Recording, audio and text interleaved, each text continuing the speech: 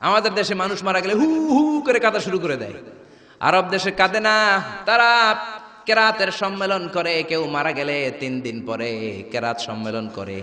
এই যে কেরাত সম্মেলন, বিশাল বড় কেরাত সম্মেলনের মধ্যে তারা তাদের মৃত ব্যক্তির জন্য দোয়া করে।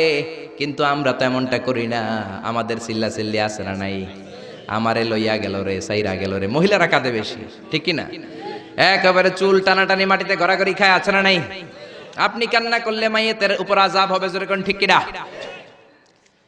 আরবের লোকেরা কেউ মারা গেলে কেরাত সম্মেলন করে আর একে অপরের সাথে কোলাকুলি করে বলে আল বাকাউ লিল্লাহ, বেঁচে থাকবেন একজন, তিনি কে? এই পৃথিবীর সবাই মরে যাবে, কেউ থাকবে না। বাড়িঘর যা আপনি করেছেন, বাড়ির জায়গায় বাড়ি পড়ে থাকবে। যেই বাড়ি আপনি করেছেন এইটা আপনার বাড়ি নয়। আপনার বাড়ি হলে আপনার বাবাও বলতো আমার বাড়ি, আপনার দাদা যখন এই বাড়িতে থাকতো তিনিও বলতো আমার বাড়ি, জোরে কোন ঠিক কিনা? পরের জায়গা পরের বাড়ি, ঘর বাঁধিয়ায় আমি রই, আমি তো সেই ঘরের মালিক নই। পরের জায়গা পরের বাড়ি, ঘর বাঁধিয়ায় আমি রই, আমি তো সেই ঘরের মালিক নই। চিল্লায় বলেন না ঠিক কিনা? সবাই মরে যাবেন, সবাই আমরা মরে যাব। আল্লাহ মালাকুল মাউতকে ডেকে বলবেন, ও মালাকুল মাউত, আর কে কে বেঁচে আছে? মালাকুল মাউত বলবে, কেউ বেঁচে নাই, সব মানুষগুলোরে মেরে ফেললাম। আল্লাহ বলবেন, এবার জিনদেরকে মেরে ফেলো। জিনগুলারও মেরে ফেলা হবে। এবার আল্লাহ ডেকে বলবেন, ইয়া মালাকুল মাউত আখবিরনি মান ইয়াবকা, কে কে বেঁচে আছে বলো। মালাকুল মাউত বলবে, আল্লাহ কেউ বেঁচে নাই, জিনেরাও শেষ। আল্লাহ বলবে, এবার ইবলিস রে ধর। কারে ধর? সবাইকে মারতে যত কষ্ট দিয়েছো, ইবলিসকে ডবল কষ্ট দিয়ে মারো। মালাকুল মাউত বলবে, ইবলিসও শেষ। আল্লাহ বলবেন, এবার ফেরেশতাদেরকে মারো। মালাকুল মাউত বলবে, ফেরেশতারাও শেষ। আল্লাহ বলবে, আখবিরনি মান ইয়াবকা, আর কে কে বেঁচে আছে বলো। মালাকুল মাউত বলবে, আল্লাহ শুধুমাত্র 4 জন ফেরেশতা বাকি। চিল্লায় বলেন, কয়জন? জিব্রাইল, ইসরাফিল, মিকাইল আর আমি আজরাইল। আল্লাহ বলবেন, জিব্রাইলের রূহ কবজ করে আনো, মিকাইলের রূহ কবজ করে আনো, ইসরাফিলের রূহ কবজ করে আনো। এবার আল্লাহ বলবেন, ইয়া মালাকুল মাউতি আখবিরনি মান ইয়াবকা, আর কে কে বেঁচে আছে বলো। মালাকুল মাউত বলবে, আল্লাহ মহাবিশ্বে আর কেউ বেঁচে নাই, শুধুমাত্র 2 জন ছাড়া। এক হলেন আপনি আল হাইয়ুল কাইয়ুম, শাশ্বত চিরঞ্জীব, আপনার কোনো লয় নাই, ক্ষয় নাই, অব্যয় অক্ষয়, সদা জাগ্রত, সদা সজাগ। আর হলাম আমি আপনার হুকুমের গোলাম আজরাইল। এই 2 জন ছাড়া মহাবিশ্বে আর কেউ বেঁচে নাই। আল্লাহ ডেকে বলবেন, আজরাইল সবাইকে তো মারলি, এইবার একটু তুই মর। এবার তুই মর, তুই মর। এই কথা শুনে মালাকুল মাউতের কাঁপুনি ছুটে যাবে। কাঁপতে কাঁপতে ডেকে বলবে, আল্লাহ সবাইকে আমি মারলাম, আমি মরবো কেন? আল্লাহ বলবেন, তুইও মরবি। মালাকুল মাউত বলল, আগে বলেন নাই কেন যে আমিও মরবো? আল্লাহ বললেন, তুই কি জানিস না, কুল্লু নাফসিন যায়িকাতুল মাউত, দুনিয়ার সবাইকে মৃত্যুর স্বাদ নিতে হবে, কোন ঠিক কি না? এজন্য ঘর ঘর কইরেন না মিয়া, এই দামি ঘর আপনার সাথে যাবে না। সুন্দর জামা পরে রইলেন, এটা দুনিয়ার জন্য, কবরে কিন্তু যাবে না। দামি ঘড়ি পরে রইলেন, ঘড়ি যাবে না। চোখে চশমা দিয়ে রইলেন, চশমাটা যাবে না। দামি টয়লেট বানালেন, ফিটিংস বানালেন, আপনার শেষ গোসলটা আপনার টয়লেটে হবে না। আপনার দামি ফিটিংস দিয়ে বানানো আপনার চমৎকার টয়লেটের মধ্যে 20টা বছর দামি এই টয়লেটের মধ্যে টাইলস করা টয়লেটে গোসল করলেন, আপনার শেষ গোসলটাকে আপনার টয়লেটে হবে নাকি? আপনার দামি ফিটিংস দেয়া টয়লেটের মধ্যে গোসলখানায় আপনার শেষ গোসল হবে না। যেখানে মুর্দা ধোয়া হয়, মরা ধোয়া হয়, ওই জায়গায় আপনার গোসল হবে, ঠিক কি না?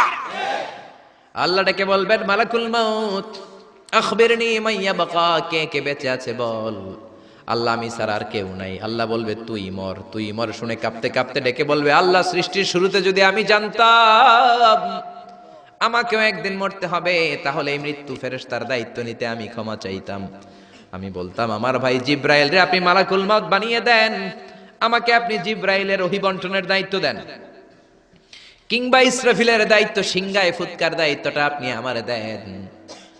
ইসরাফিল রে মালাকুল মাউত বানিয়ে দেন, কিংবা আপনি মিকাইলের বৃষ্টি বন্টন করার দায়িত্বটা আমারে দিয়ে দেন, মিকাইলকে আপনি আজরাইল বানিয়ে দেন। আল্লাহ বলবেন, কথা নাই, জান্নাত জাহান্নামের মাঝ বরাবর যে দাঁড়া, জান্নাত জাহান্নামের মাঝ বরাবর যে একটা জায়গা আছে, জায়গাটার নাম হলো আরাফ। ওইখানে কাঁপতে কাঁপতে কাঁপতে দাঁড়াবে। আল্লাহ বলবেন, মালাকুল মাউত কথা বলে আর কেঁপে লাভ নাই, মরতে তোমাকে হবেই। মুত ইয়া মালাকুল মাউত, মর, মরে যা। এক ধমক দেওয়ার সাথে সাথে চিৎকার মেরে মালাকুল মাউত জান্নাত জাহান্নামের মাঝখানে বিকট একটা চিৎকার মেরে বেহুশ হয়ে ওইখানেই মরে যাবে। বিশ্বনবী বলেন, মালাকুল মাউতের চিৎকার এত ভয়ঙ্কর হবে সেদিন, ওই চিৎকারের আওয়াজ যদি দুনিয়ার মানুষেরা শুনতো, কিয়ামতের জন্য আলাদা করে ইসরাফিলের সিঙ্গার কোনো দরকার হতো না। ওই মালাকুল মাউতের চিৎকার শুনলে ওই আওয়াজে, চিৎকারের আওয়াজে দুনিয়ার সব মানুষগুলো কানের পর্দা ফেটে লাশ হয়ে তখনই মরে যেত। এবার ডানেও কেউ নাই, বাঁয়েও কেউ নাই, সামনেও কেউ নাই, পেছনেও কেউ নাই, উপরেও কেউ নাই, নিচেও কেউ নাই, একজন ছাড়া। চিৎকার করে বলেন, তিনি কে? আল্লাহ এবার ডেকে বলবেন, লিমানিল মুলকুল ইয়াউম, লিমানিল মুলকুল ইয়াউম, who belongs the kingdom today. আজকে ক্ষমতা কার? এই যে ক্ষমতার বাড়াবাড়ি, এই যে ক্ষমতার অপব্যবহার, এই যে ক্ষমতা দিয়ে জুলুম করা, আজকে ক্ষমতা কার? আল্লাহ নিজেই বলবেন, লিমানিল মুলকুল ইয়াউমা লিল্লাহিল ওয়াহিদিল কাহ্হার। ক্ষমতা কারোর জন্য নয়, একজনের ছাড়া, তিনি কে? এজন্য আল্লাহ বললেন, আল্লাহু লা ইলাহা ইল্লা হুয়াল হাইয়ুল কাইয়্যুম। তিনি হলেন আল হাই, সব মরে যাবে, একজন ছাড়া, তিনি কে? তিনি হলেন আল কাইয়্যুম। কাইয়্যুম মানে যে নিজেই স্বপ্রতিষ্ঠিত। আপনি কি স্বপ্রতিষ্ঠিত? আপনি জন্মের পরে আপনার মা আপনারে ধরে, আপনার নানি আপনার পেশাব পরিষ্কার করে, আপনার জ্বর ওঠে আপনার টিকা দেয়া লাগে, আপনার পায়খানা পেশাব আবার একজন পরিষ্কার করে দেয়, আপনার বুকের দুধ মা খাওয়ায়, মুখে তুলে খাবার খাওয়াতে হয়। 3-4 বছর আগে আপনি তো হাঁটাই শিখেন না, জোরে কোন ঠিক কিনা? তারপরে বিপদে পড়লে আমরা চাই একজনের কাছে, তিনি কে? কিন্তু আল্লাহ কি কারো কাছে চায় নাকি? গোটা বিশ্বের মানুষ তাদের প্রয়োজন পূরণের জন্য আল্লাহর কাছে ঠেকা। আমার আল্লাহ কারো কাছে ঠেকা নাকি? এজন্য তিনি আল কাইয়্যুম, তার কোনো চাহিদা নাই, তিনি কারো কাছে চান না, গোটা বিশ্ব তার কাছে চায়। চিল্লায় বলেন ঠিক না? আমাদের চাহিদার কোনো শেষ নাই, আমরা সবাই ফকিন্নি। আমরা কি দেখছেন? ফকিন্নি কইতে ভালো লাগে না নিজেরে? আরে আমি সবচেয়ে বড় ফকিন্নি মিয়া।